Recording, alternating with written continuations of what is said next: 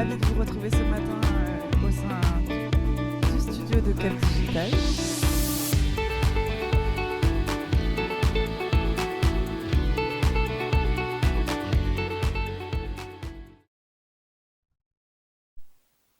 Après ce petit générique. Bonjour à tous. Bonjour, ravi de vous retrouver ce matin au sein du studio de Cap Digital à Paris, donc dans le 10e et dans nos locaux. Ravi donc ce 1er mars de nous retrouver pour ce 74e R&D Corner. On va commencer tout de suite pour ne pas perdre de temps. On salue nos invités dans la salle. On recommence en mode vraiment moitié présentiel et hybride, en tous les cas présentiel et distanciel. Pour rappel, on va être avec vous pendant une petite heure et demie. On va présenter les principaux dispositifs d'accompagnement, donc R&D régionaux, principalement Île-de-France, nationaux et européens. Donc n'hésitez pas, toujours la règle de l'onglet questions tout au long de ce R&D Corner pour poser vos questions pendant les présentations. Donc vraiment au fil de l'eau, n'hésitez pas à aller dans l'onglet questions et à privilégier l'onglet questions plutôt que l'onglet chat pour poser vos questions et que ça puisse permettre d'y répondre et que tout le monde puisse profiter de ces réponses. Voilà. Donc, onglet questions, c'est maintenant. Bonjour à tous. C'est parti pour une petite présentation rapide de Cap Digital. Pour ceux qui ne nous connaîtraient pas.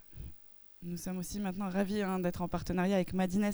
C'est vrai que Madines nous a rejoints en tant que partenaire sur ces R&D Corner et nous sommes vraiment ravis de pouvoir les avoir avec nous sur ces événements et les relais. Alors, je ne vois pas les slides passer, mais je vais y arriver. Tout simplement. Merci beaucoup, Bastien. Voilà, l'équipe réunie, ou presque réunie aujourd'hui. Moi-même, je ne me suis pas présentée, Christelle Ayache. Moi, je m'occupe principalement des appels nationaux au sein de l'équipe R&D. Je m'occupe aussi de la communauté, de l'animation de la communauté santé numérique. Pour ceux qui seraient sur ces sujets-là, je suis le point de contact chez Cap Digital. Jennifer Lecomte, qui est avec nous ce matin, dirige l'équipe recherche, développement et innovation. Bonjour à tous. Voilà, Jennifer. Qui prend la suite pour ceux qui le connaissent. Il est toujours avec nous, Philippe Roy, derrière son PC, j'en suis sûre, pour répondre aussi à vos questions. Philippe, qui aujourd'hui est en charge des relations académiques et des collectivités territoriales. Manuel Singla, qui nous a rejoint. Merci, bonjour Manuel. Qui a retrouvé notre équipe RDI il y a quelques petites semaines et qui va s'occuper à nos côtés de tous les appels, du suivi des appels régionaux, principalement les InnovUp, et puis les appels à projets européens, toujours. Donc, prend aussi le relais de Julia Moravski, qui sera avec nous aujourd'hui pour nous présenter un appel à projet particulier, qui est toujours chez Cap Digital, au sein de l'équipe Europe. Mais maintenant, pour, en tous les cas, la personne clé pour accompagner nos adhérents sur les guichets européens, c'est aussi Manuel. Voilà, qui est à nos côtés ce matin. Et on a aussi Sarah, Sarah El Jabri, qui va s'occuper de tout ce qui est accompagnement au financement privé. Levée de fonds, en lien avec nos investisseurs, et notre collège d'investisseurs organise des comités d'investissement régulièrement dans le temps sur nos différentes thématiques. Et également s'occupe de programmes d'accélération, entre autres le Retail Booster et aussi le French Tech Seed pour ceux à qui ça parle. En tous les cas, tous vos problèmes d'accompagnement business, croissance des entreprises, c'est bien aussi Sarah qu'il faudra contacter. Merci pour la petite télécommande. Ça devrait fonctionner. Tout va bien. OK. Check. Cap Digital, c'est toujours 1000 structures adhérentes. Notre spécificité par rapport aux thématiques qui nous intéressent, c'est d'avoir un grand nombre de startups, de PME. Donc, on a un peu plus de 800 PME et startups au sein des membres de Cap Digital. Également, une 70 environ grands comptes. Donc, chez nous, c'est les grands groupes, c'est les ETI et c'est les EPIC. Également, la plupart des laboratoires de recherche, établissements publics, universités, écoles, et établissements de formation aussi, hein, membres de Cap Digital. On en décompte 65 environ. Et puis 12 fonds d'investissement qui sont donc membres de Cap Digital également, et une dizaine de collectivités. Donc ça, c'est des régions, des métropoles, des établissements publics territoriaux. Notre équipe permanente, c'est 35 personnes environ, toujours. On repose sur notre réseau d'experts qui ne fait que grandir de semaine après semaine. On est bien près de 200 experts qui donnent de leur temps pour nous aider, pour vous aider surtout, pour expertiser vos projets de R&D principalement aussi, et vous faire des conseils, des retours, des remarques pour améliorer vos dossiers avant le dépôt à l'État. 3 grands axes d'accompagnement pour nos entreprises. L'axe R&D, on y est aujourd'hui. Hein, beaucoup de projets ont été accompagnés et reçus depuis le début, depuis la création du pôle. On a plus de 3200 projets qui ont été reçus, à peu près la moitié qui ont été labellisés, et encore à peu près la moitié, hein, voire un peu plus de la moitié, donc près de 900 projets qui ont été accompagnés par Cap Digital, labellisés et financés par donc un financeur public, État, région ou Europe. Je suis passée très vite sur les 2 autres axes. C'est l'accélération. L'accélération, ce que je vous présentais, c'est maintenant Sarah qui s'occupe de toutes ces actions-là. Donc là, c'est la croissance, le business des entreprises et vraiment le fait de vous aider aussi dans ces aspects-là, donc à savoir travailler une présentation, par exemple, pour vous présenter face à des investisseurs. Participer à des programmes d'accélération, effectivement. Cet axe accélération, voilà. Et puis la 3e axe, c'est l'aspect Open Innovation Transformation numérique, où là, on a donc maintenant un certain nombre d'années d'expérience sur, entre autres, la mise en place et le déroulé de challenges qu'on appelle des challenges numériques, ou nous, par exemple, dans notre petit jargon, les POC & Go, et qui permet en fait à un grand compte, avec une problématique et des datas associées, de se voir, on va l'aider à se trouver les bonnes startups pour développer à façon un POC pendant quelques mois qui va répondre à ces problématiques. On en a fait sur beaucoup de sujets et on pourra, si vous avez des questions, vous en parler aussi et vous en dire un peu plus.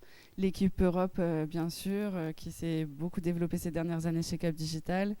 Sur l'année 2021, c'est encore 8 projets en cours sur lesquels on est partenaire ou coordinateur, leader. On s'occupe aussi, par exemple, en santé, depuis plusieurs années, d'un programme d'accélération qui s'appelle EITL's Catapult et qui permet à l'Europe d'envoyer et de faire grandir aussi des entreprises à la fois en biotech, en medtech et en e-santé ou digital health. Voilà. Donc ça, on ne le sait pas toujours, et voilà, pas mal d'actions qui sont cachées sous nos différentes équipes à creuser quand vous en avez besoin. Pour nous rejoindre, c'est assez simple. C'est un petit formulaire d'adhésion. On est en train un petit formulaire avec encore quelques champs à remplir, mais on est en train d'y travailler. Vous allez avoir une toute nouvelle mouture très bientôt du formulaire d'adhésion. L'adhésion pour une entreprise qui fait moins de 250 000 € de chiffre d'affaires, c'est 200 € hors taxe à l'année. Donc on est sur des prix très attractifs au départ, et puis après ça grimpe au fur et à mesure en fonction en particulier du chiffre d'affaires de l'entreprise et de la catégorie de la structure. Nous sommes assez fiers de vous montrer cette nouvelle petite image qui nous présente, en tout cas ce déroulé qui nous présente en fait notre accompagnement R&D et l'accompagnement de notre équipe. Ça commence par la sensibilisation comme ce matin avec nos R&D Corner, mais également quand on en a besoin. Et donc après ces R&D Corner, il est possible de demander un pré-diagnostic à notre équipe. Et donc là, on va vous écouter une demi-heure, 3/4 d'heure pour faire le point avec vous sur votre projet et vous aider à identifier le ou les bons guichets de financement. On passera ensuite, donc, pour nos adhérents, à l'accompagnement effectivement du projet. Donc là, vraiment la structuration du dossier, l'identification du bon ou des bons guichets de financement, la mise en relation avec des partenaires s'il le faut, et puis l'expertise des dossiers, la labellisation. Bien sûr, après, le financement du projet, la visibilité derrière et toute la communication qu'on pourra faire pour l'ensemble des succès des projets et effectivement visibilité, valorisation et effectivement après pour l'accompagnement industriel et commercial aussi on peut vous aider et essayer d'activer les meilleurs dispositifs possibles pour vous aider aussi sur ces sujets-là. Donc vraiment voilà un mode circulaire pour montrer que après aussi l'identification et l'accompagnement sur un projet, bah, dans la vie d'une entreprise, ça revient et donc on a besoin d'identifier aussi d'autres appels à projets pour la R&D à venir.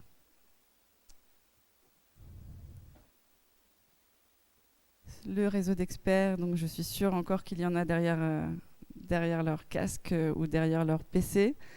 Des experts techno, des experts marché, des experts prospectives et sciences humaines. Tous ces experts font partie de ce fameux 180-200 experts, là, ce réseau Cap Digital que nous avons mis en place depuis le début du pôle.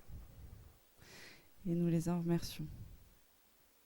La R&D pour entrer dans les sujets, donc une entreprise pourra être aidée en France sous il y a deux régimes possibles. Le régime de minimis et les régimes R&D. La plupart des appels à projets R&D qu'on peut accompagner chez Cap Digital, derrière ces appels-là, c'est le fameux régime RDI.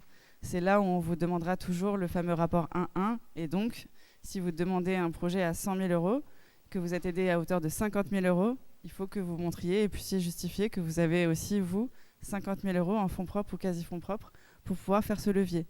Là, on est sur le régime RDI. Et puis, il y a aussi la règle de minimis. Donc ça, c'est sur d'autres dispositifs de financement. En région Île-de-France, par exemple, on retrouve les aides TP-UP ou PM-UP, par exemple, pour aider vraiment à la croissance et au business d'une entreprise, au développement d'une entreprise. Alors là, ça dépend du régime des minimis. Et c'est encore une autre règle, c'est jusqu'à 200 000 euros d'aide publique sur 3 ans glissants. Les comptables et la comptabilité connaissent bien ça normalement. Voilà, mais c'est à savoir, en tout cas, il y a bien ces deux régimes. Si jamais certains veulent aller creuser de qu'est-ce que veut dire la R&D, ce que c'est, comment ça se passe et comment on peut la définir, le mieux, c'est toujours le manuel de Frascati, qu'on conseille toujours, mais qui est toujours en tout cas, qui est à jour, clair et qui pourra vous en dire plus si vous voulez en savoir plus. J'en ai terminé avec l'introduction. Je vais laisser la parole à Manuel. Merci. Pour la première partie qui vont être les aides à l'amorçage. Merci Christelle. Alors, bonjour à tous. Manuel Senglade, donc chargé de mission R&D, comme l'a dit Christelle. J'ai rejoint l'équipe donc depuis 2 petits mois maintenant. Je vais vous présenter maintenant donc les aides à l'amorçage et on va commencer par les prêts. Alors, je ne sais pas si tu veux garder là. Voilà, merci. Donc les prêts. Non, c'est dans l'autre sens. Hop. Donc on a d'abord le prêt d'honneur innovation de Paris Initiative Entreprise. Donc un prêt à 0% qui permet donc de financer les premières phases de développement d'entreprises innovantes. Donc ce prêt s'adresse aux entreprises de moins de 6 ans et propose donc un prêt qui peut aller jusqu'à 30 000 euros. Ce prêt d'honneur a pour objectif donc de faciliter l'intervention bancaire en crédit moyen terme, faire levier sur d'autres financements derrière, booster le démarrage commercial de l'entreprise et maximiser les chances derrière de lever des fonds. On retrouve également donc le prêt entrepreneur opéré par Wilco, BPI France et la région Île-de-France. Ce prêt entrepreneur peut aller jusqu'à 150 000 euros pour donc augmenter les fonds propres de l'entreprise. Donc c'est toujours un prêt à 0% qui s'adresse donc cette fois-ci aux entreprises de moins de 3 ans. Toujours dans la même logique qui permet donc d'augmenter les fonds propres, faire levier, financer les premières dépenses donc liées au développement de l'entreprise et créer un effet de levier auprès des autres financeurs. Dans les aides à l'amorçage, on a aussi des subventions. La première, c'est celle de Paris Innovation Amorçage, donc qui permet de financer publiquement les jeunes entreprises innovantes. Paris Innovation Amorçage est opéré donc par la ville de Paris et BPI France. C'est une subvention qui peut aller jusqu'à 30 000 euros et couvrir donc 50% des dépenses éligibles. Cette subvention s'adresse bien entendu aux entreprises en phase de création ou de lancement. Et donc l'essentiel, c'est de se démarquer de la concurrence avec une forte et intelligente donc, différenciation et de prouver son potentiel marché pour accéder donc, à cette subvention. Et enfin, la dernière subvention dont on voulait vous parler, donc c'est la bourse French Tech, qui se décline aussi en bourse French Tech Émergence. Donc cette subvention est opérée par la French Tech et BPI France. Elle peut aller jusqu'à 30 000 euros pour la bourse French Tech plus ou moins commune, on va dire, et jusqu'à 90 000 euros donc, pour la bourse French Tech Émergence, qui là va financer seulement les innovations de rupture ou les deep tech. Cette subvention peut aller jusqu'à donc, 70% des dépenses et s'adresse aux entreprises de moins de 1 an. Comment ? Ok, merci. Que dire d'autre ? On vous conseille, on vous a mis les liens dans la présentation. Donc on vous conseille de contacter directement tous ces financeurs si vous êtes intéressé, donc passer les aides à l'amorçage. On va ensuite passer à la présentation donc, des aides et appels à projets régionaux de l'Île-de-France. Et donc on vous a mis une petite première slide donc, qui vous résume, on va dire, la maturité de votre projet et l'aide que vous pouvez demander en fonction. Donc on retrouve les deux appels à projets qui sont ouverts par la région Île-de-France en ce moment, InnovUp et InnovUp Leader PIA, qu'on va détailler dans les slides qui suivent. Et on vous a mis aussi donc, les aides TPUP et PMUP qui s'adressent là plus non au financement de la R&D mais au financement donc, d'activités commerciales, de marketing ou de développement même logiciel. En ce qui concerne donc l'appel à projet InnovUp Leader PIA 4, c'est donc un appel à projet opéré donc, par la région Île-de-France et BPI France. Cette année, on retrouve donc 3 vagues de cet appel à projet. La première va se terminer donc, dans quelques jours, le 11 mars prochain.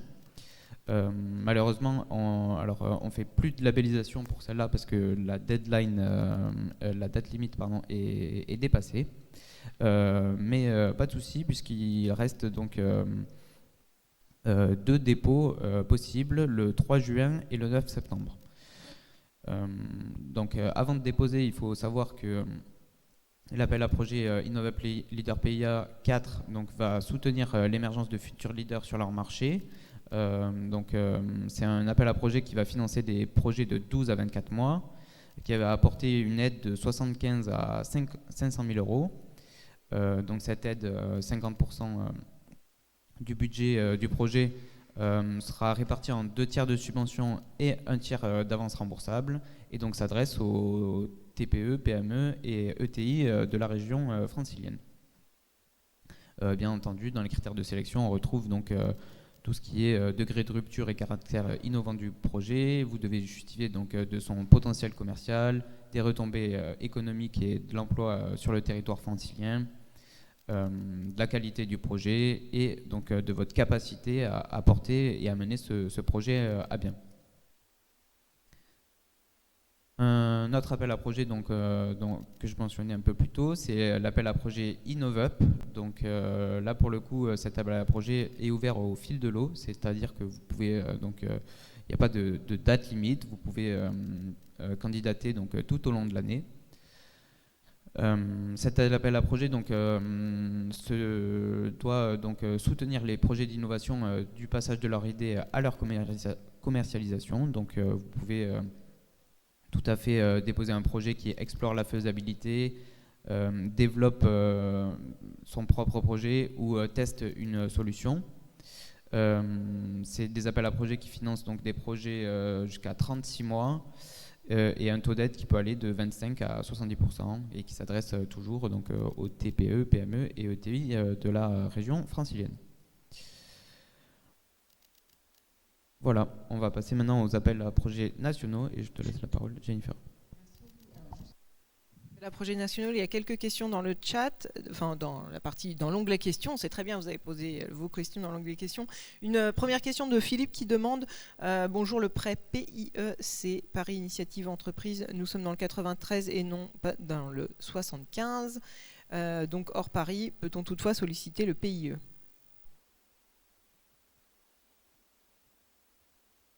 Alors, Je vous conseille, je vous conseille de les contacter directement, comme je viens de le mentionner, mais je pense que. Alors Philippe, le P ne veut pas dire Paris, mais bien près, et donc il n'y a pas de limite au fait que vous soyez hors Paris. Je pense aussi. Ouais.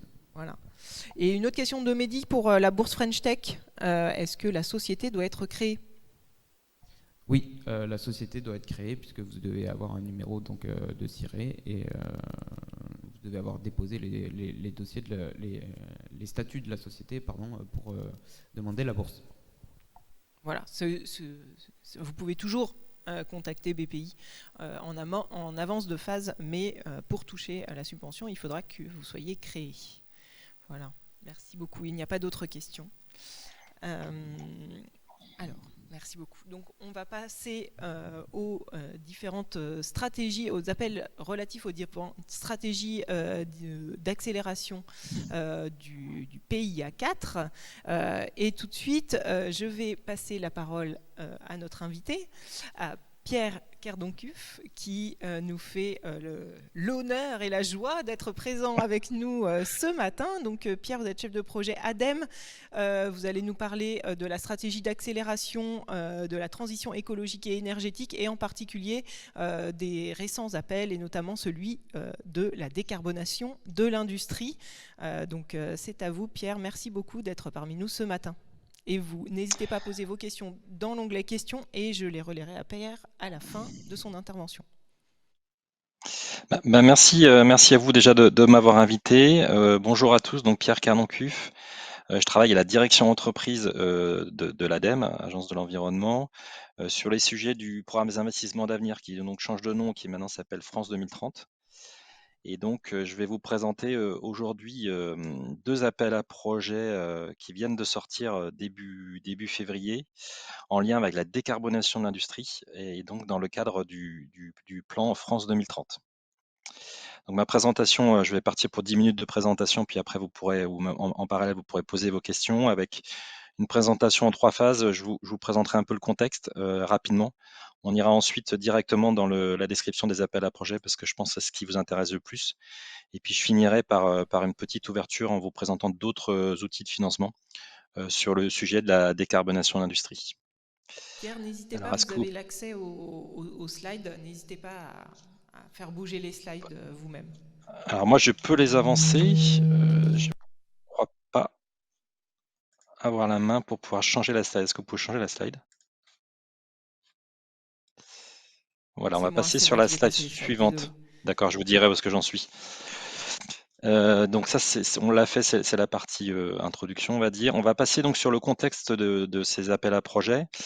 Donc ces 2 appels à projets dont je vais vous parler s'inscrivent dans le cadre de la stratégie d'accélération qui s'appelle décarbonation de l'industrie, que vous voyez ici au milieu de cette slide, dont un des objectifs est de soutenir l'innovation. Donc c'est une stratégie qui a été publiée début février. Vous trouvez le texte de cette stratégie sur Internet. Il y a d'autres stratégies qui ont été publiées sur d'autres sujets que je vous ai cités ici et pour lesquels l'ADEME a aussi opéré ou opère différents dispositifs de soutien d'aide. Donc ici, je vous ai mis le sujet des technologies avancées pour les systèmes énergétiques, les produits biosourcés carburants durables, l'hydrogène décarboné et recyclage et incorporation de matériaux recyclés. Mais aujourd'hui, on va se focaliser donc que sur le sujet de la décarbonation de l'industrie. Et donc, si on va sur la slide suivante, voici un peu les objectifs de cette stratégie qui sont détaillés sur cette slide. Je ne vais pas y passer trop de temps parce que je pense que vous êtes plutôt intéressés par les dispositifs de soutien, donc je vais aller assez rapidement sur chacun des dispositifs. Alors le premier dispositif, ça correspond justement à mon discours de tout à l'heure qui va venir sur les différents AAP. L'idée de cet objectif numéro 1, c'est d'assurer l'émergence d'acteurs français de l'offre en soutenant l'innovation et la démonstration et en favorisant l'industrialisation. Et donc, c'est pour ça qu'aujourd'hui, je vais vous présenter 2 appels à projets qui ont été publiés et qui sont vraiment là pour soutenir l'innovation et la démonstration. Le deuxième objectif, c'est d'aller sur la mise sur le marché de solutions de décarbonation pour le développement d'une industrie qui réponde bien aux enjeux climatiques. Et donc l'idée de cet objectif, c'est avec un appel à projet qui est sorti aussi début février, qui s'appelle Solimbac, solution pour une industrie bas carbone, et qui aide à l'industrialisation de solutions de décarbonation pour que les acteurs français ou même étrangers puissent acheter ces solutions ensuite et donc répondre aux objectifs climatiques. L'objectif numéro 3 est plus lié aux zones industrielles multisites avec un programme spécifique pour les aider à définir leur stratégie de décarbonation. Et donc, c'est un appel à projet que je vous présenterai très très rapidement en conclusion, qui s'appelle ZBAC, Zone industrielle bas carbone, où on vise les zones industrielles multisites les plus émetteurs en gaz à effet de serre et on les aide à bien définir leur stratégie de décarbonation. Et ensuite, on les aide aussi dans le cadre des investissements qui sont détaillés dans cette stratégie. L'objectif 4, c'est d'aller, c'est moins un dispositif de soutien, c'est d'aller travailler sur les travaux, par exemple normatifs ou réglementaires pour faciliter et lever les freins en lien avec les problématiques d'industrialisation. L'objectif 5, c'est préparer les technologies de décarbonation de demain, donc de demain 2030-2050, avec la mise en place d'un PEPR, un programme d'équipement prioritaire de recherche, où on est sur des TRL niveau de maturité technologique assez bas. Et donc ce PEPR va être publié très prochainement. Et donc les entreprises pourront candidater à ce PEPR aussi pour financer des innovations et travailler sur de la R&D qui est très amont. Et le dernier point, qui est un objectif qui rejoint, qui est le même dans toutes les stratégies d'accélération qui ont été publiées, c'est de travailler sur les besoins en ressources humaines des acteurs et surtout c'est les offres de formation avec un appel à manifestation qui va sortir prochainement. Et l'idée, c'est que ces industriels qui veulent travailler sur le sujet de la décarbonation aient en face aussi la possibilité d'avoir des acteurs de formation qui puissent former par exemple les ingénieurs, les techniciens de demain pour qu'ils puissent vraiment être présents et travailler sur les solutions qui seront mises en œuvre prochainement. Donc voilà, je suis allé assez vite sur ces enjeux de la stratégie. Vous trouvez tous les éléments sur Internet. Ça doit être sur les sites de la Direction générale des entreprises. Sinon, vous tapez sur Google stratégie d'accélération décarbonation de l'industrie et vous pourrez télécharger le PDF qui présente tous ces éléments. Je vais passer un peu plus de temps sur les slides suivantes. Donc, quelles sont les thématiques qui sont couvertes dans cette stratégie? Ça, c'est un point important. Alors, les 4 thématiques qui sont couvertes, la première thématique, c'est l'efficacité énergétique des équipements et des procédés. Et dedans, vous retrouvez par exemple la partie numérique. Le deuxième, c'est la décarbonation de la chaleur. Ensuite, vous avez la décarbonation des procédés et aussi un sujet sur le captage du carbone, le stockage, le transport et la valorisation de ce carbone qui a été capté. Donc, ce sont les 4 thématiques qui sont couvertes dans les stratégies et qu'on retrouve ensuite dans les appels à projets innovation. Donc, si on va sur la slide suivante. Donc, aujourd'hui, je vais vous parler de 2 appels à projets, IBAC PME. Donc, IBAC, ça veut dire industrie bas carbone. Donc, pour les PME et DEMIBAC, c'est démonstration pour une industrie bas carbone, donc DEMIBAC, qui va être orienté à la fois pour les PME, mais aussi pour les grands groupes dans le cadre d'un consortium. Donc, à gauche, vous avez cet appel à projet IBAC PME. L'idée de cet appel à projet, c'est de cofinancer des projets de recherche, de développement et d'innovation pour contribuer à accélérer le développement et la mise sur le marché de solutions et technologies innovantes. Donc, c'est un appel à projet qui est orienté pour les PME, porté donc monopartenaire uniquement par des PME, et pour un coût total de projet inférieur à 1,5 million d'euros. Quand vous êtes une PME ou un grand groupe avec un coût total supérieur à 1,5 million d'euros, c'est un autre appel à projet qui s'appelle DEMIBAC, qui soutient l'innovation pour le développement de briques technologiques, donc les actions de démonstration, et qui va aussi jusqu'à l'appropriation par les industriels de solutions de production bas carbone. Donc, je le présenterai un peu plus en détail tout à l'heure. Il y a 2 axes dans cet appel à projet DEMIBAC, ou 2 volets. Il y a un volet classique démonstrateur, porté par des monopartenaires ou consortiums, et un volet qui est un peu nouveau, qui n'était pas très très clair dans les autres éditions du programme des investissements d'avenir, qui est les premières réalisations industrielles. Donc, coût total du projet supérieur à 1,5 million d'euros pour être éligible à DemiBac. Alors, je vais commencer par présenter un peu plus en détail IBAC PME, donc c'est la slide suivante. Donc, IBAC PME, comme je vous l'ai dit, c'est orienté par un porteur de projet qui doit être une PME seule, donc un projet monopartenaire, avec des critères de sélection qui sont des critères de sélection classiques qu'on retrouve dans le cadre du programme des investissements d'avenir et donc France 2030. Le premier point qui va être vérifié dans le cadre de la sélection, c'est le caractère innovant du projet. L'idée, c'est vraiment de soutenir des projets innovants et qui a une valeur ajoutée du projet par rapport à ce qui existe actuellement sur le marché. L'impact économique du projet va être aussi très regardé, de bien comprendre quel est le marché visé, quels sont les potentiels clients et donc avoir des premiers éléments d'une étude de marché. Ce sont toujours des éléments qui sont importants dans le cadre du dossier de candidature. La capacité de l'entreprise à porter le projet, donc c'est la capacité opérationnelle. Est-ce que les personnes qui sont présentes dans l'entreprise sont capables de réaliser ce projet? Est-ce qu'ils s'appuient par exemple avec une sous-traitance qui peut être stratégique?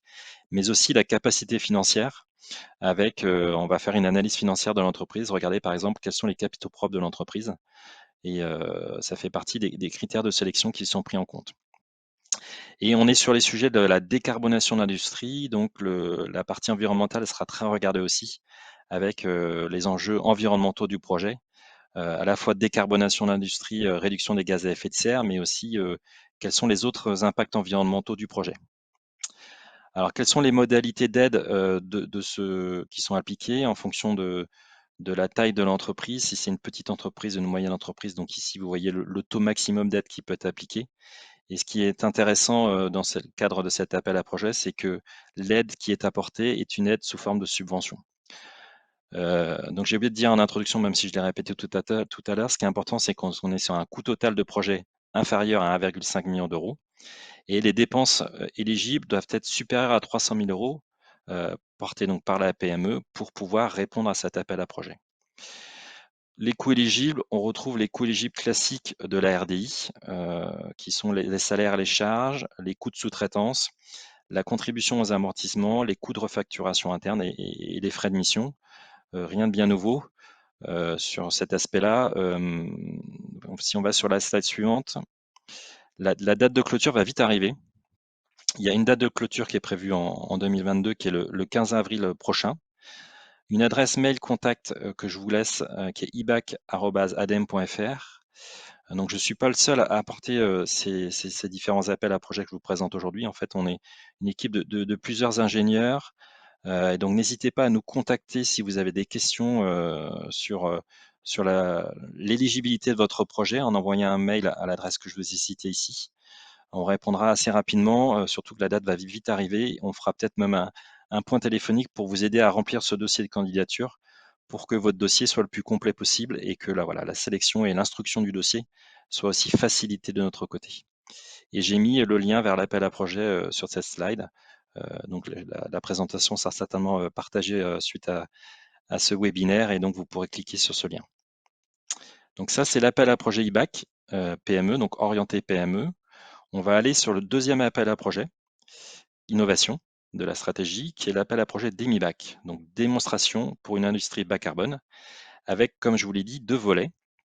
Un volet 1, qui est un volet classique du programme des investissements d'avenir, qui est le soutien aux briques technologiques et démonstrateurs, avec un projet monopartenaire ou collaboratif, avec 5 partenaires maximum.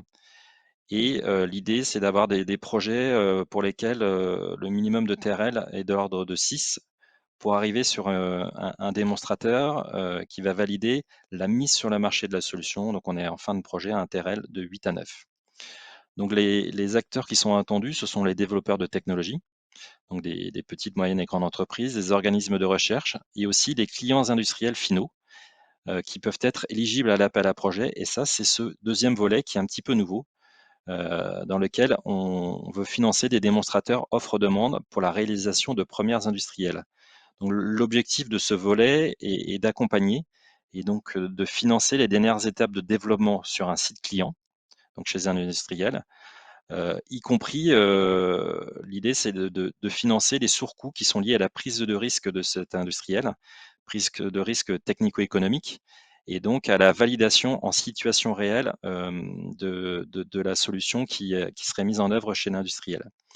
Donc c'est pour ça que vous voyez qu'on est sur des TRL un peu plus élevés, TRL 7 à 9, l'entrée du projet, et donc une première industrialisation qui a lieu chez un industriel. On est sur un projet collaboratif qui va mettre en œuvre donc un offreur de solutions innovantes, et de l'autre côté, donc un client qui est un industriel qui veut tester cette solution.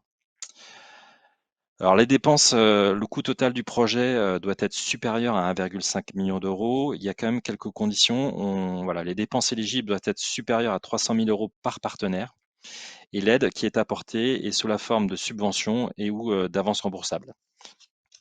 Donc si on va sur la slide suivante, cet appel à projet d'EMIBAC est ouvert donc pour une longue période. Vous voyez qu'il est ouvert pour 1 an et demi à peu près. Il va clôturer le 16 octobre 2023 avec différentes dates de clôture qui sont inscrites sur ce slide. Ce qui est important à savoir pour déposer un dossier à l'appel à projet d'EMIBAC, c'est qu'il faut contacter l'ADEME au plus tard 1 mois avant la date qui est visée pour le dépôt du dossier. Et on va organiser une réunion de pré-dépôt avec le porteur de projet pour que ce porteur de projet nous présente une synthèse de son projet. Donc, c'est une annexe particulière du dossier de candidature qui est l'annexe 2, un PowerPoint qui fait une dizaine de slides. Et l'idée de cette réunion de pré-dépôt, c'est qu'on ait, nous, du côté de l'ADEME, qu'on ait les idées les plus claires possibles sur le dossier qui va être déposé, de voir déjà si c'est bien éligible à l'appel à projet. Et si ça correspond bien aux attentes de l'appel à projet, on va essayer de conseiller le porteur de projet pour que son dossier soit un dossier de qualité qui corresponde bien aux standards qui sont attendus, et qu'ensuite, de notre côté, pour l'instruction soit aussi facilitée une fois que le dossier sera déposé. Donc on veut vraiment qu'il y ait des échanges en amont du dépôt pour qu'on puisse voilà, bien conseiller le porteur de projet. Donc je vous ai mis cette fois-ci encore l'adresse mail contact qui est demibac@adem.fr, et puis le lien vers l'appel à projet qui vous permet donc d'accéder au dossier de candidature et de comprendre aussi quelles sont les attentes vis-à-vis de cet appel à projet. Alors ça, je vous ai présenté donc les 2 appels à projet innovation. Je vais finir ma présentation par une ouverture en vous présentant d'autres dispositifs de soutien qui sont liés à la décarbonation de l'industrie. Donc je vous ai remis en bas à gauche la frise des TRL, donc niveau de maturité technologique. Quand on est sur des niveaux de maturité technologique très bas, il y a l'appel à la projet SPLIN qui est porté par l'ANR, qui peut être potentiellement intéressant pour vous. Ensuite, si on passe sur des TRL un peu plus élevés, on a l'appel à projet maturation, qui est plus orienté vers les organismes de recherche, les écoles et les organismes d'enseignement supérieur de recherche. Ensuite, je vous ai parlé donc des 2 appels à projet innovation qui sont IBAC PME DEMIBAC. Et quand on va encore plus vers le déploiement des solutions, déploiement avec un soutien CAPEX et OPEX, donc déploiement de la demande, on a le fonds de décarbonation de l'industrie que l'ADEME a piloté ces derniers mois, qui est le FDI, avec une nouvelle mouture qui va sortir prochainement. Au niveau de l'ADEME, au niveau des industriels, quand ils veulent installer des solutions bas carbone, on a aussi le soutien via le fonds chaleur. Et tout en bas à droite, vous avez le dispositif dont je vous ai parlé en introduction, qui correspond à un volet de la stratégie d'accélération, qui est là pour soutenir l'offre, et donc qui soutient l'industrialisation de solutions de décarbonation de l'industrie, qui s'appelle Solimbac, solution pour une industrie bas carbone, où l'idée c'est de soutenir des équipementiers qui veulent produire des solutions de décarbonation. Des solutions qui peuvent être innovantes, mais aussi des solutions qui sont déjà existantes, avec une augmentation de la production, ou même une relocalisation de cette production en France.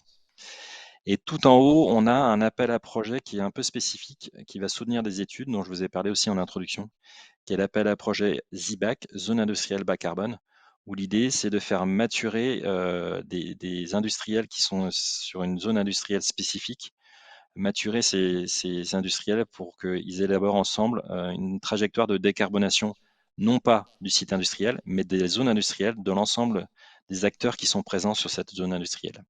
Donc c'est l'appel à projet ZIBAC. Voilà ce que je voulais vous dire. Je pense que la dernière slide, c'est la slide pour vous remercier pour votre attention. Et donc, je reste à votre disposition là pour répondre à vos premières questions. Et ensuite, si vous avez d'autres questions qui vous viennent à l'issue de ce webinaire, n'hésitez pas à nous contacter sur les adresses mail que je vous ai données. Et on essaiera d'organiser rapidement un échange téléphonique s'il y a besoin de creuser certains points d'un possible dossier de candidature aux appels à projets innovation. Merci beaucoup. Ah, si on m'entend.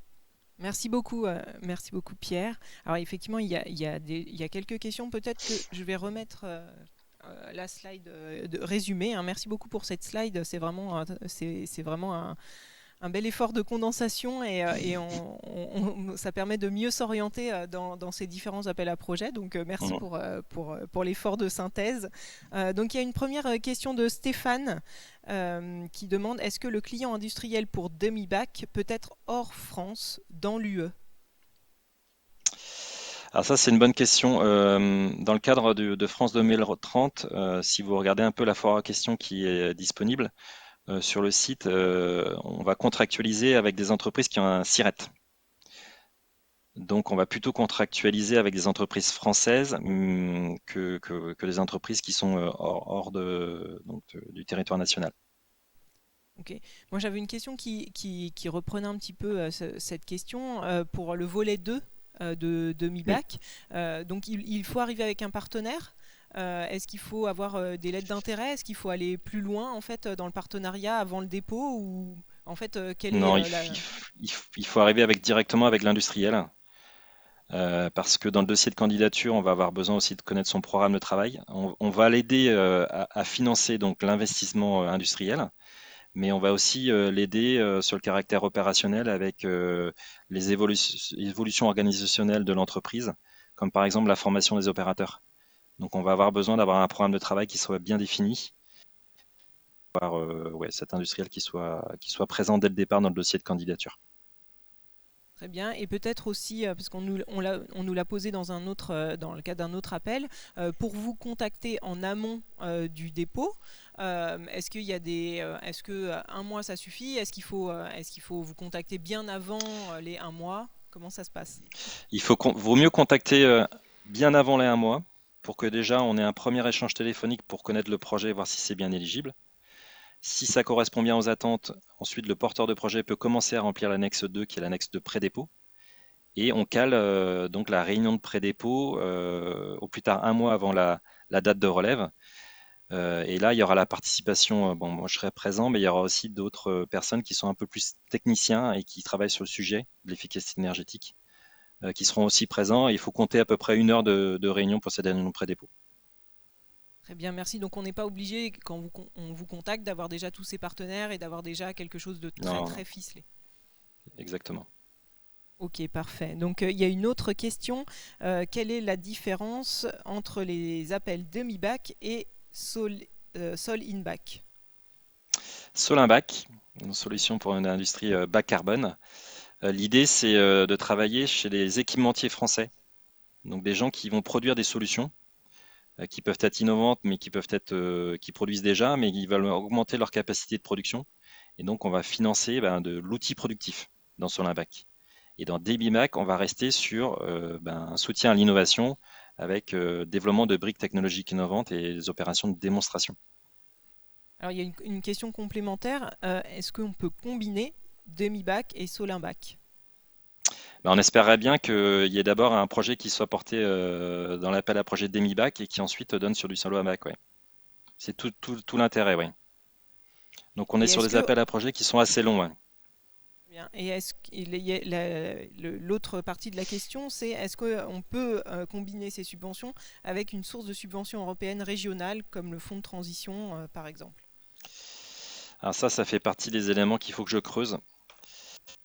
J'ai pas la réponse aujourd'hui, alors je vous ferai un retour parce que on a changé de cadre. Alors vous avez vu que dans tous les slides, on était avant, on m'avait introduit comme investissement d'avenir et c'est ce que j'ai marqué sur mon poste. On est passé sur France 2030 depuis peu, donc l'investissement d'avenir a été intégré dans France 2030. Il faut que je vois un peu plus quels sont les financements qui viennent dans France 2030, s'il y a des financements européens ou pas. Et ça peut avoir un impact sur justement le cofinancement européen. Donc je ne peux pas vous répondre aujourd'hui définitivement. Merci beaucoup. Une autre question de Cyril. Y a-t-il des aides à la formation ou à l'enseignement? Alors ça, c'est plutôt l'appel à projet manifestation d'intérêt qui va sortir très prochainement, qui est transversal à toutes les stratégies d'accélération. Je vais regarder ce que je trouve sur cet appel à manifestation d'intérêt. Je vous fais suivre des éléments. Merci beaucoup. Et on vous les fera suivre, Cyril. Ouais. Oui, Mais je suis pas sûr que pour les entreprises, il y ait de dispositifs de soutien à la formation. Alors, une question aussi de Stéphanie. Pour creuser les appels à projets à destination d'organismes d'enseignement et de recherche sur une maturité technologique amorcée, jumeaux numériques, où peut-on trouver les informations sur l'appel à projet Spleen? Sur le site de l'ANR, je pense qu'il y a des informations. Je suis pas allé voir, mais On regardera, Stéphanie, mais effectivement, à creuser peut-être du coup plus sur le volet ANR de ces appels à projets. On a fait le tour des questions. Peut-être une dernière question qu'on nous pose souvent sur le taux d'acceptabilité de la sous-traitance sur ces différents appels à projets. Est-ce qu'elle est capée? Alors vous verrez, souvent on parle d'un capage vers 30%, 20-30%. C'est un point très important aussi dans le dossier de candidature de bien justifier cette sous-traitance. Ça peut être de la sous-traitance étrangère, il n'y a pas de difficulté si vous expliquez bien quel est le rôle de cette sous-traitance étrangère, pourquoi vous allez chercher une sous-traitance étrangère. On attend beaucoup d'éléments justificatifs, ça peut monter à 40% dans certains cas si vraiment c'est très stratégique et qu'il y a vraiment besoin d'avoir une sous-traitance, cette sous-traitance étrangère. Au-dessus de 40%, la question qu'on va toujours se poser, c'est où est-ce qu'elle est la propriété intellectuelle au final. Et donc, c'est des questionnements qui sont un peu plus fins. Et voilà, c'est rare qu'on ait quand même des dossiers avec une sous-traitance qui atteignent des taux de 40-50%. Merci beaucoup. On arrivait à l'issue des questions. Merci beaucoup Pierre pour votre participation ce matin, d'avoir été parmi nous et d'avoir répondu aux questions. Donc vous aurez évidemment toutes les slides à l'issue de la présentation et donc n'hésitez pas à contacter Pierre si vous avez un projet ou à nous contacter également si vous avez un projet et que vous souhaitez le faire expertiser et labelliser. Ouais, juste un message là-dessus parce que voilà, j'apprécie ou on apprécie au niveau de l'ADEME que les dossiers soient regardés quand même par des organismes comme les vôtres parce qu'on se rend compte que le dossier de candidature est souvent quand même de bien meilleure qualité. Et donc les efforts que vous faites et les conseils que vous donnez aux porteurs de projets sont souvent très très bons parce que voilà, on se rend compte que le taux de sélection des dossiers de candidature qui sont passés par des structures comme les vôtres sont quand même plus haut. Et voilà, n'hésitez pas donc à contacter Cap Digital en amont du dépôt de dossier. Merci beaucoup Pierre et merci pour vos gentils mots vers les pôles de compétitivité et les autres structures qui peuvent accompagner les projets. Exactement. Merci beaucoup Pierre. On va passer tout de suite au reste des appels à projets. Merci pour votre participation ce matin.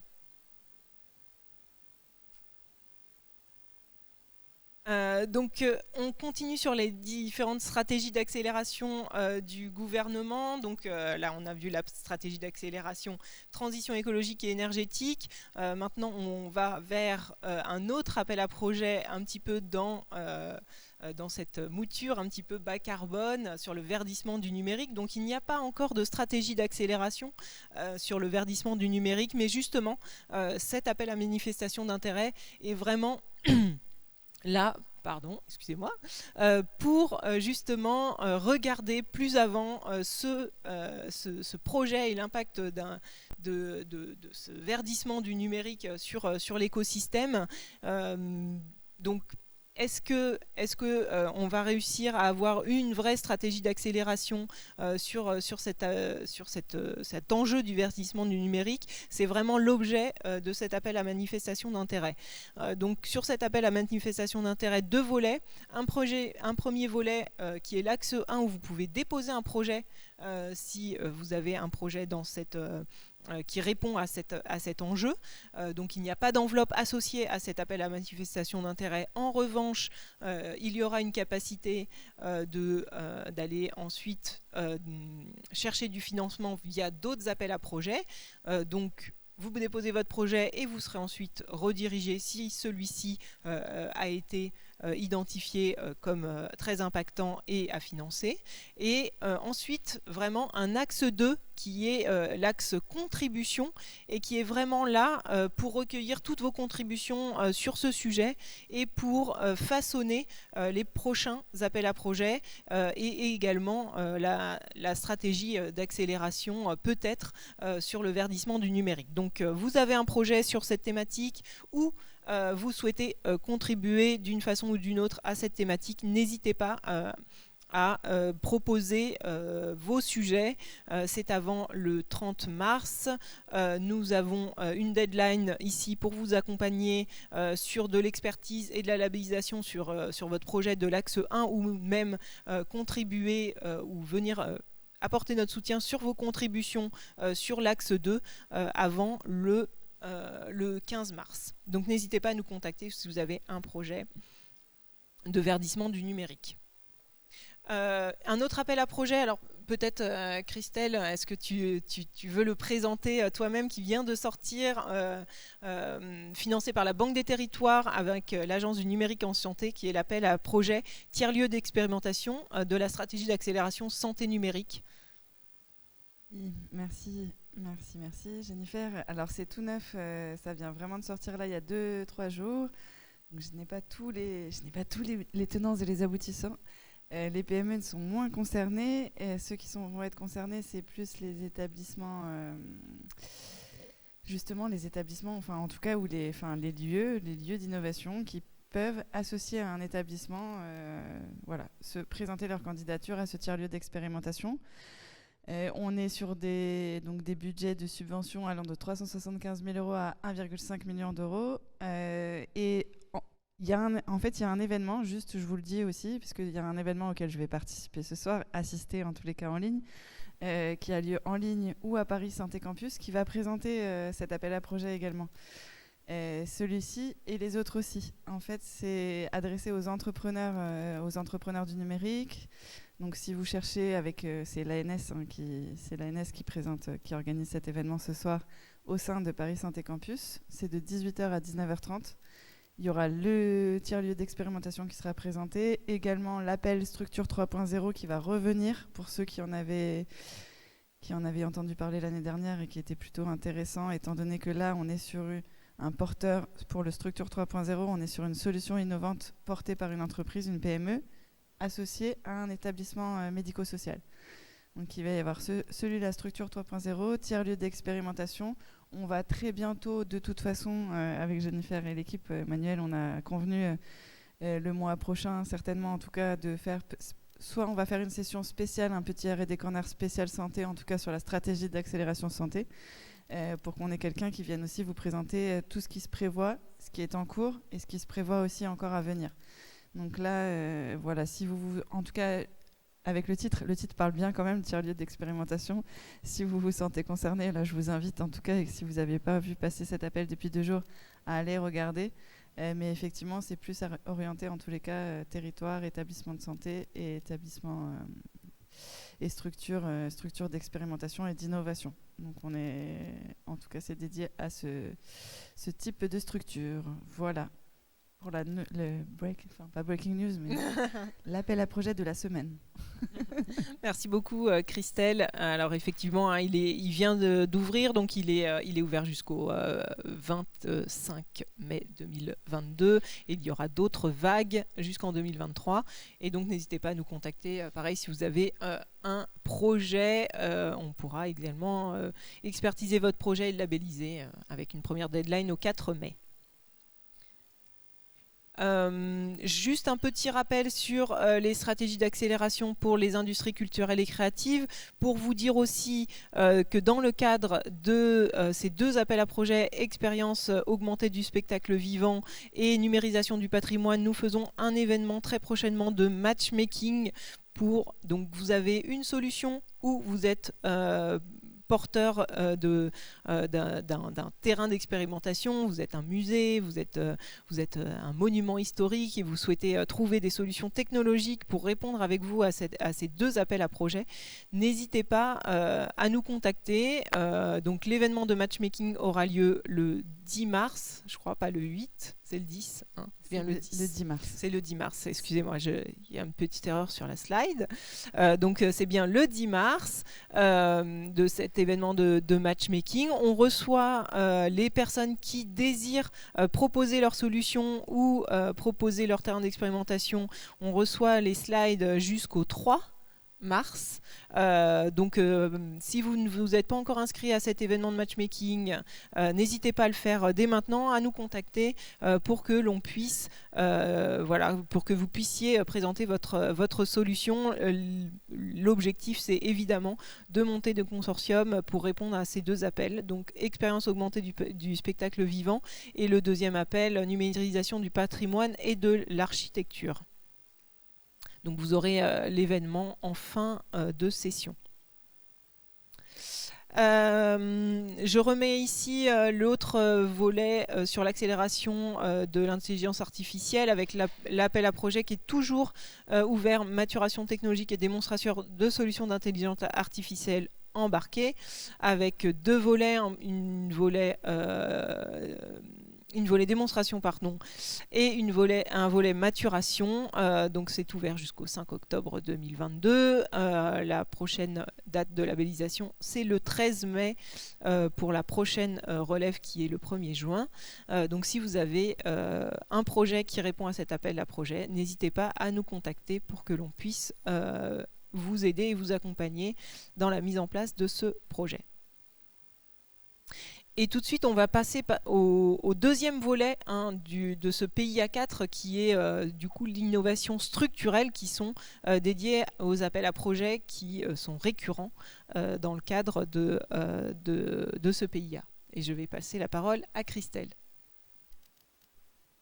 Oui, on va retrouver effectivement donc là le slide des échelles TRL, on va se retrouver, enfin je vous laisse regarder, effectivement, on voit positionner là le e-lab, le e-nov. Je vais parler principalement là du e-nov et du e-démo. Ça c'est vraiment pour que vous puissiez aussi vous mettre sur l'échelle en fonction de votre projet.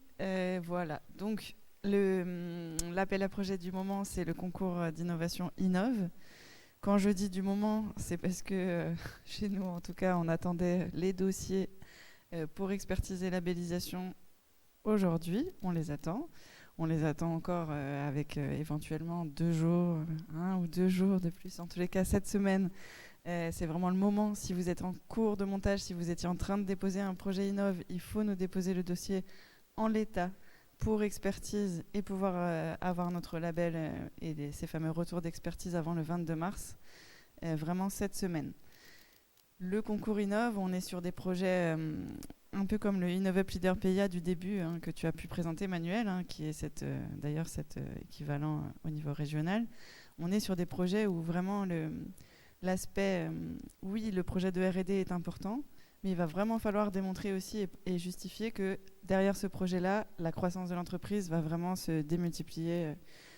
Voilà, que c'est vraiment demain aussi, enfin un peu comme on le dit pour le leader, mais le leader de demain. On est vraiment sur leur marché, trouver vraiment l'émergence accélérée d'entreprises leaders dans leur domaine, pouvant prétendre notamment à une envergure mondiale.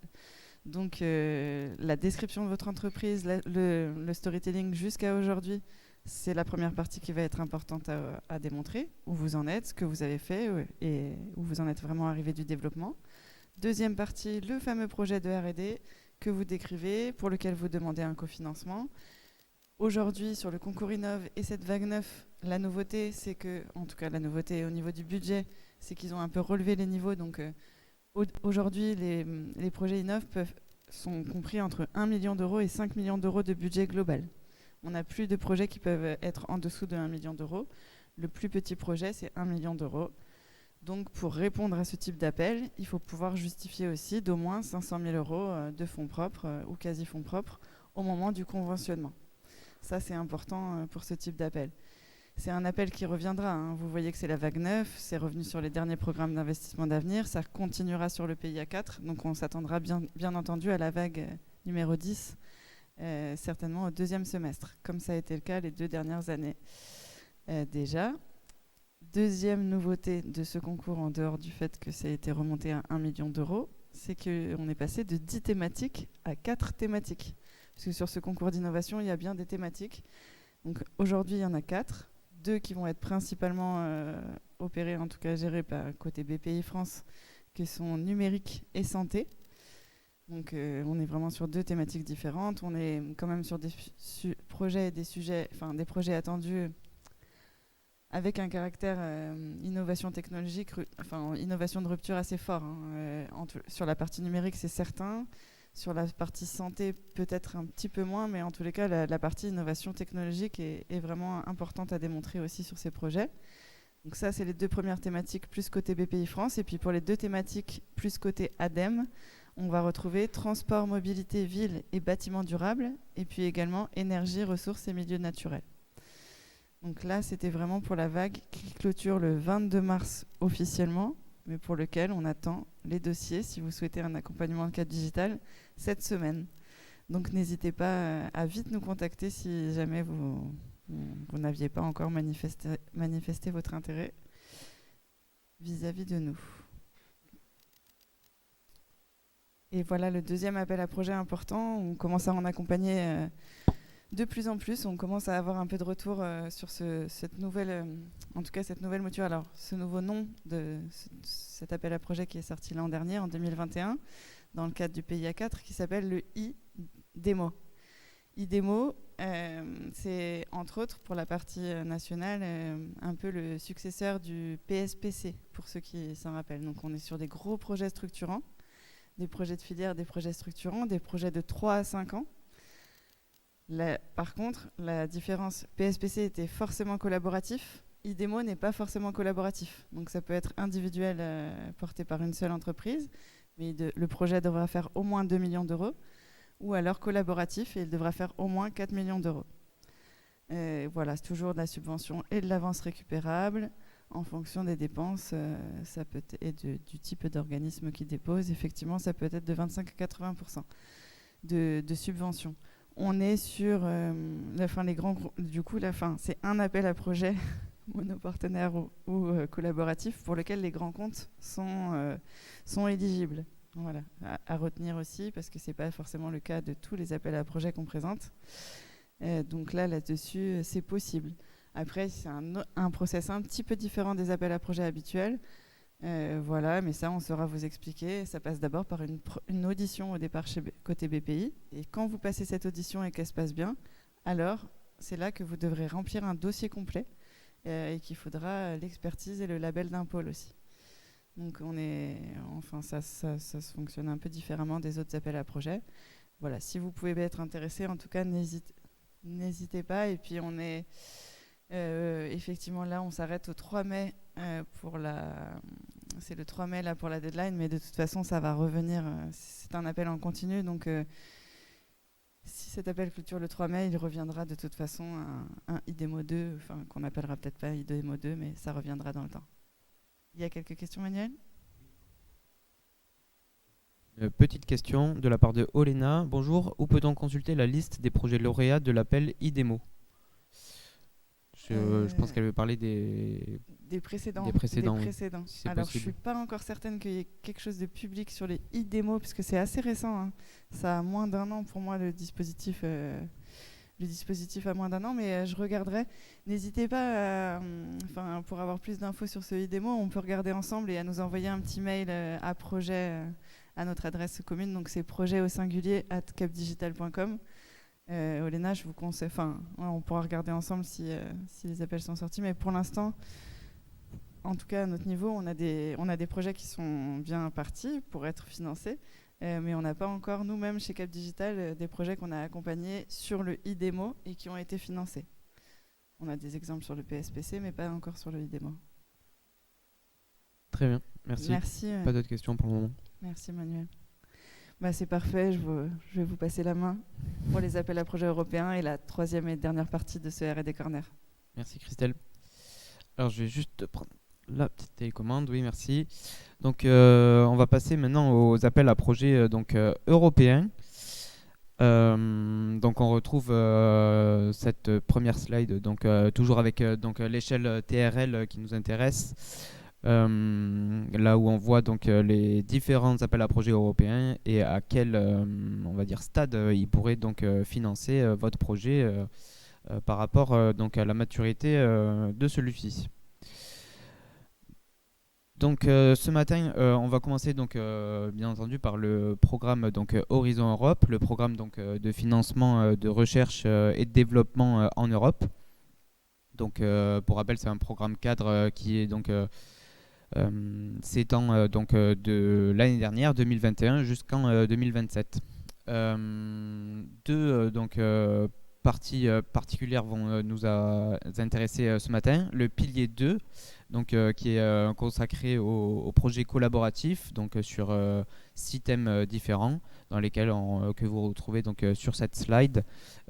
Santé, culture, créativité et société, sécurité civile pour la société, numérique, industrie et espace, climat, énergie et mobilité, et donc le dernier qui est un peu plus long que les autres, alimentation, bioéconomie, ressources naturelles, agriculture et environnement. Donc dans ce pilier, on retrouve des appels à projets collaboratifs. Si vous êtes intéressé par ce genre d'appel à projet, bien entendu, vous pouvez nous contacter toujours à projet@capdigital.com et on essaiera de trouver ensemble lesquels peuvent le plus vous correspondre. Un second pilier qui est d'intérêt aussi, il me semble, c'est le pilier 3, qui s'appelle Europe plus innovante. Et donc là, on va retrouver des appels à projets plus, on va dire, monopartenaires qu'on détaillera par la suite. Voilà, comme je vous disais, Horizon Europe, le pilier 2, les appels à projets collaboratifs. 6 thématiques différentes. Ces appels à projets sont ouverts à tout type d'acteurs, puisque si vous êtes un centre de recherche, une entreprise, une association ou une collectivité territoriale, vous pouvez bien entendu former un consortium avec au minimum 3 partenaires de 3 pays différents et déposer un projet pour candidater à un appel qui vous aurait intéressé. On retrouve 3 types d'actions différentes dans ce pilier 2. Les premières, on peut les appeler Research and Innovation Action. C'est des actions qui vont avoir un taux de financement qui peut aller jusqu'à 100% et qui est au départ du projet s'adresse plutôt à un TRL assez bas, autour de 4 et 6. Ensuite, on retrouve les Innovation Action qui vont avoir un taux de financement un peu plus faible, jusqu'à 70% des dépenses éligibles du projet. Mais cette fois, s'adresser à une maturité de projet un peu plus haute, puisqu'on parle d'un TRL qui peut aller de 6 à 8. Et enfin, on retrouve les Coordination and Support Action, où là, on retrouve des appels à projets qui financent tout type d'activités complémentaires stratégiques, de la mise en réseau, de la coordination, de la sensibilisation ou encore de la formation. Je vous ai mis aussi en parlant d'appels à projets collaboratifs, je voulais vous parler aussi d'un programme qui s'appelle Eurostar et qui vise à soutenir les PME innovantes à fort potentiel de croissance et porteuses de projets collaboratifs. Le programme Eurostar finance des projets qui peuvent aller jusqu'à 5 ans. Et des financements qui peuvent aller jusqu'à 40% des dépenses éligibles du projet. Toutes les entreprises de moins de 2000 salariés et les partenaires académiques sont concernés par ces appels à projets qui visent à développer un procédé, un produit ou un service innovant, commercialisable rapidement et dont la phase de développement est de 3 ans maximum. 2 vagues sont ouvertes en 2022 pour ces appels à projets. La première se clôt le 24 mars et la seconde le 15 septembre. Nous allons ensuite donc aborder des financements donc un peu plus agiles, on va dire. Donc comme c'est écrit ici, un outil plus agile, les financements en cascade. Donc les financements en cascade sont des financements. Donc la plupart du temps, c'est des subventions provenant donc de l'ancien donc programme cadre H2020 ou du nouveau Horizon Europe. C'est des taux les financements en cascade, c'est aussi des taux de financement qui peuvent aller donc jusqu'à 100% des coûts éligibles et qui tournent souvent autour donc de subventions autour d'une centaine de milliers d'euros. C'est des candidatures, donc soit vous pouvez déposer de manière individuelle, soit en consortium. Les dossiers donc sont beaucoup plus légers puisqu'on se situe entre 5 et 15 pages que les projets collaboratifs que nous avons vus précédemment. Et donc ces financements financent des projets courts et qui permettent donc en plus de subventions de bénéficier normalement de différents services dans lesquels on retrouve donc principalement le soutien à la levée de fonds, l'open innovation, l'accélération, l'accès à de nouveaux marchés, le transfert technologique et le prototypage. Et donc, en parlant de ces financements en cascade, on voulait donc vous en présenter un ce matin, qui est donc coordonné par Cap Digital. Et donc, Julia Moravski, qui est chargée de projet européen chez Cap, notre collègue, nous a rejoint sur scène pour nous présenter le programme EIT Health Catapult. 1, 2, 3, on m'entend ? Oui, c'est bon. Bonjour à tous. Voilà, je n'ai pas disparu du R&D Corner, j'apparais de temps en temps. Mes collègues donc m'ont invité pour vous présenter donc le programme d'accélération pour les startups dans le domaine de la santé, et plus spécifiquement la biotech, la medtech et la santé numérique. Je vais prendre la zapette. Merci. Alors, hop. En quelques mots, qui est derrière cette initiative ? Tout d'abord, EIT Health, qui est une organisation européenne qui signifie European Institute of Innovation and Technology et qui rassemble plus de 150 structures partenaires en Europe. Et l'idée derrière ça, c'est que en collaborant ensemble, elles répondent aux grands défis mondiaux dans le domaine de la santé. Cette organisation donc veut transformer la façon dont les soins sont conçus, fournis en Europe, et Catapult fait donc partie est issu d'EIT Health et donc est financé par EIT Health et est l'un des programmes phares d'EIT Health.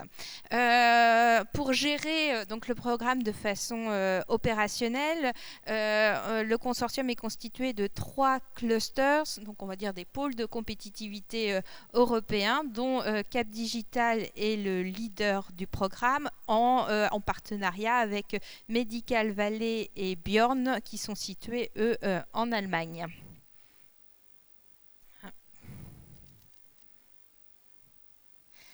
Alors, que fait Catapult ?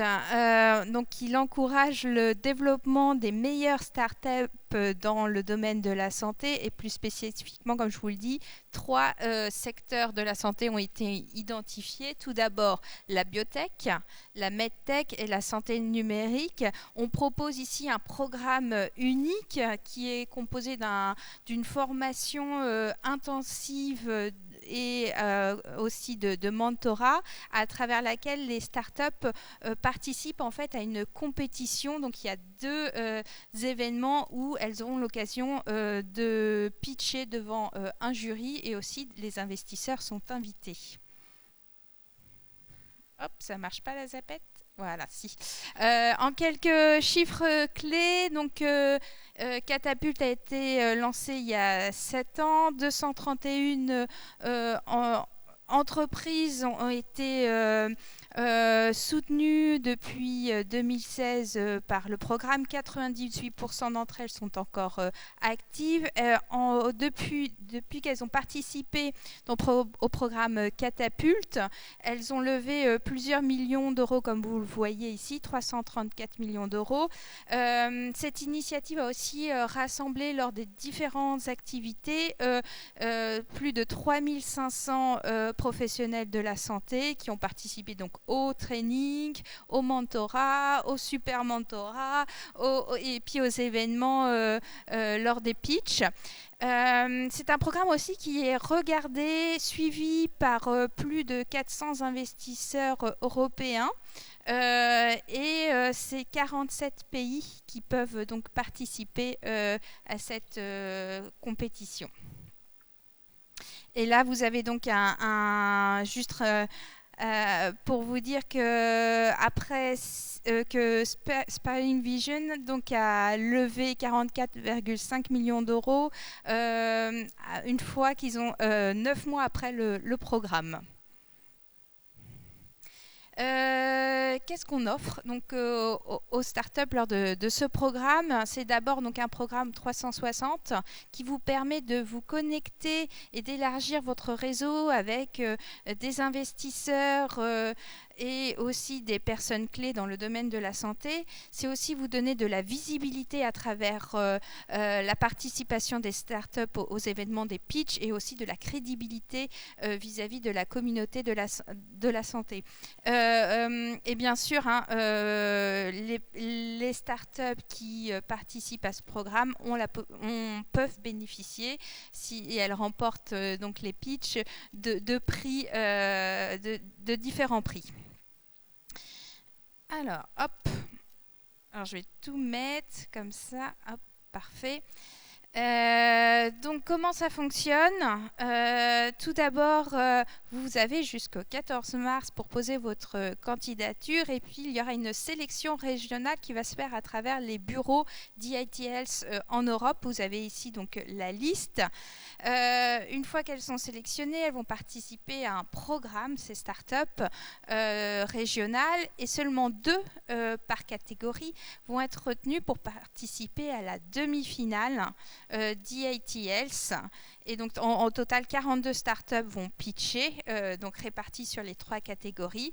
Et une fois qu'elles vont être sélectionnées, 21 startups vont être retenues pour participer donc à la finale EITL. Et bien sûr, entre-temps, tout au long du programme, vous participez donc à des formations de pitch où vous êtes aussi accompagné par des mentors.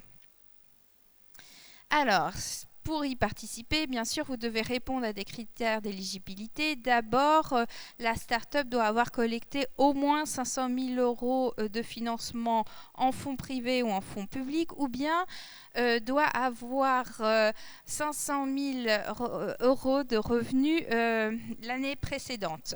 Bien sûr, vous devez être une start-up qui est active dans le champ de la medtech, biotech ou bien la santé numérique.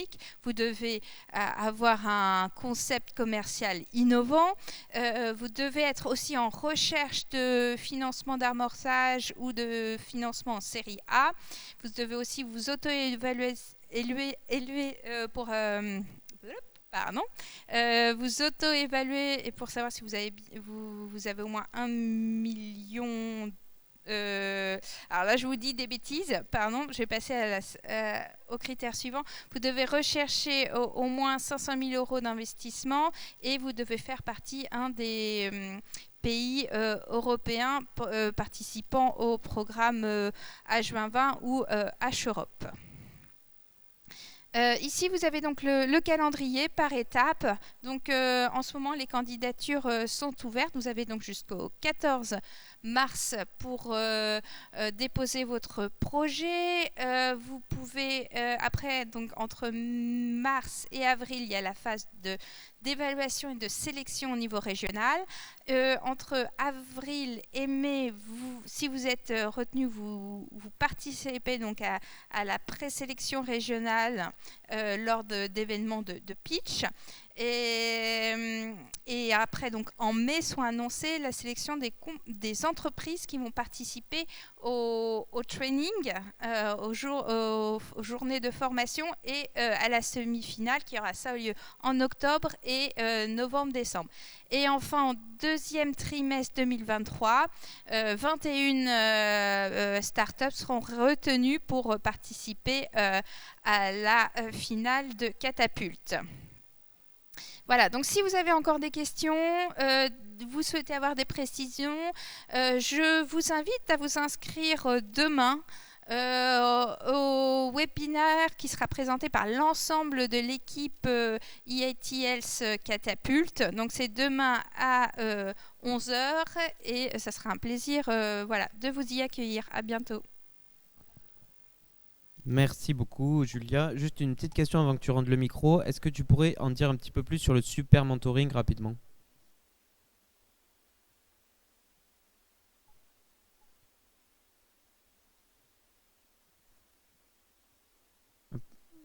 Alors, petit problème de micro. On va regarder. Il faut qu'il n'y ait plus le...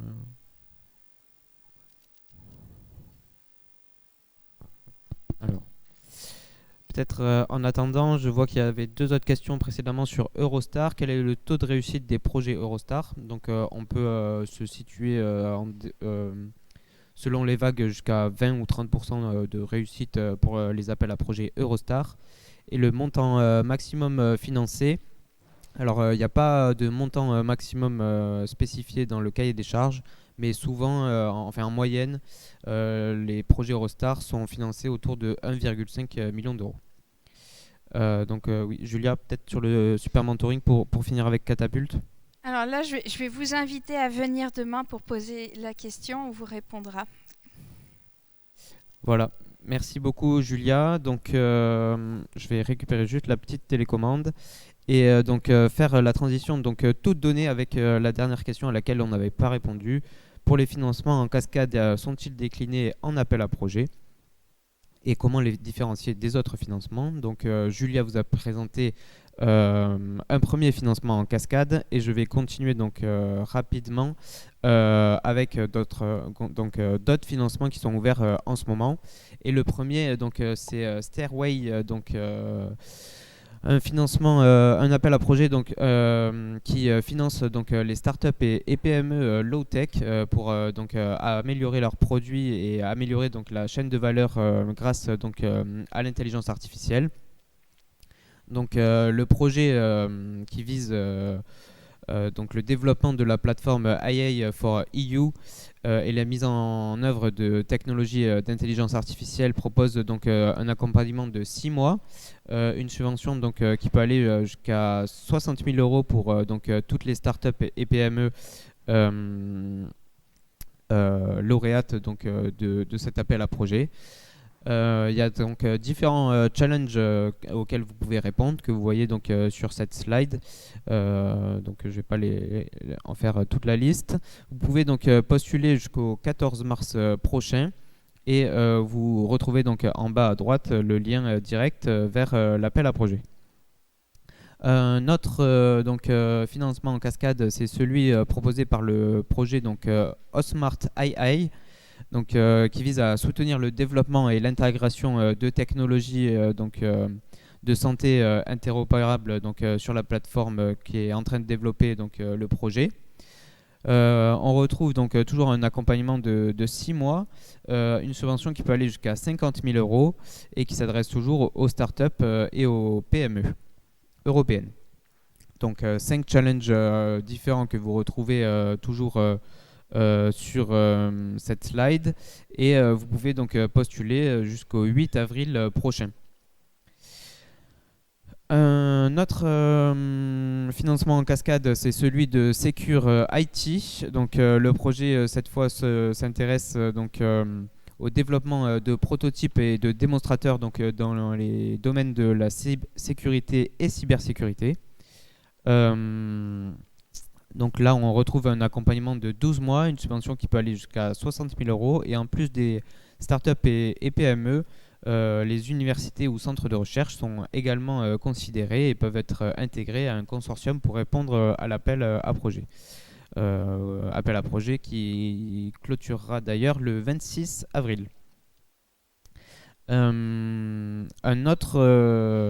un autre financement en cascade, c'est celui du projet DIY for You, dont Cap Digital d'ailleurs est partenaire et dont nous aurons certainement une présentation un petit peu plus détaillée le mois prochain.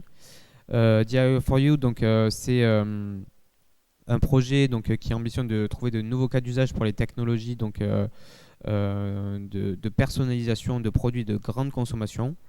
Donc là, cette fois, le second Open Call de ce projet propose un accompagnement de 6 mois, une subvention qui peut aller jusqu'à 75 000 euros et restera ouvert jusqu'au 30 avril. Toujours sur l'intelligence artificielle, mais cette fois en lien avec l'exploitation de données d'observation de la Terre. On retrouve l'appel à projet AI for Copernicus. Donc là, c'est un appel à projet qui va derrière proposer un accompagnement de 16 mois pour les startups, PME ou spin-off et une subvention qui peut aller jusqu'à 150 000 euros. Donc l'appel à projet est décliné en deux volets. Le premier volet, expérimentation, on va dire, vise à développer un prototype qui peut aller jusqu'au TRL6. Et le deuxième volet, cas d'usage, vise à répondre à une sélection de défis sociétaux portés par des citoyens. L'appel à projet est également ouvert jusqu'au 30 avril prochain.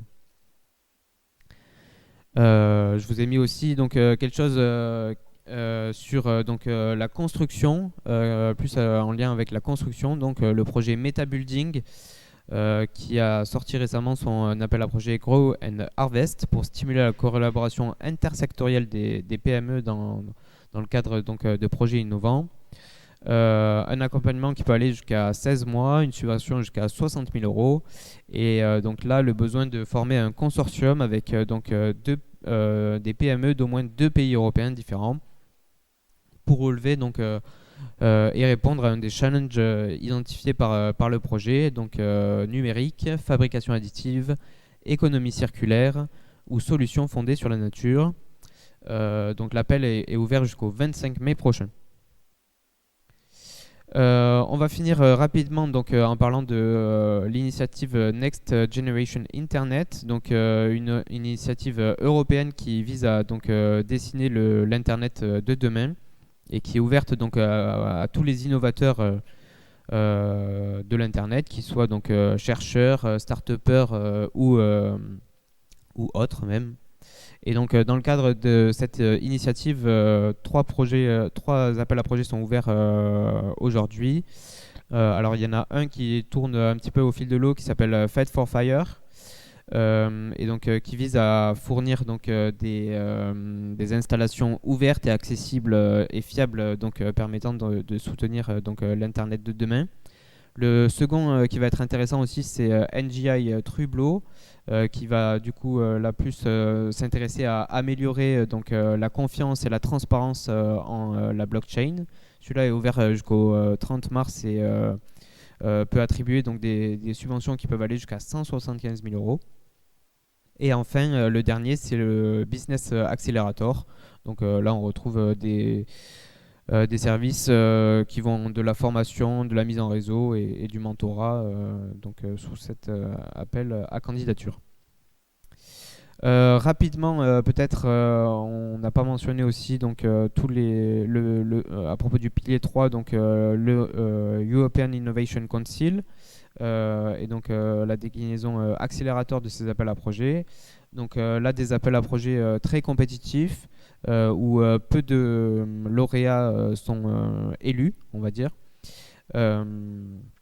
et qui s'adresse aux PME qui portent une innovation vraiment de rupture et qui souhaiteraient la porter et l'étendre sur le continent européen et même dans le monde. Sur cet appel à projet-là, n'hésitez pas à me contacter directement à l'adresse projet@capdigital.com et on fera le point pour voir si vous pouvez être éligible. Je vous ai aussi mis ici quelques aides qui peuvent vous intéresser pour financer le montage de ces appels à projets. Si vous êtes dans la région Île-de-France, on retrouve le FRAP, le Fonds régional d'aide aux porteurs de projets européens. L'ANR aussi met à disposition une aide qui peut aller jusqu'à 30 000 € pour les montages de réseaux scientifiques européens ou internationaux.